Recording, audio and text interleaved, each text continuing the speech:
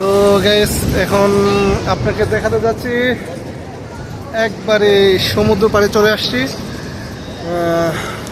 কি বলবো, অনেক ভালো লাগতেছে, অনেক ভালো লাগতেছে।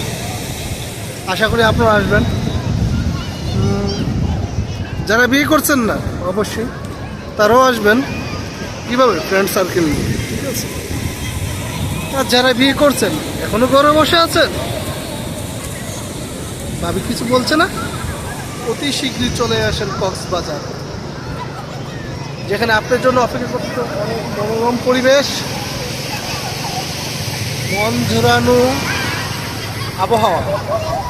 দেখেন দেহ কোথাও চলে আসতেছে, যেন আপনার পা দুটি দিয়ে দিন।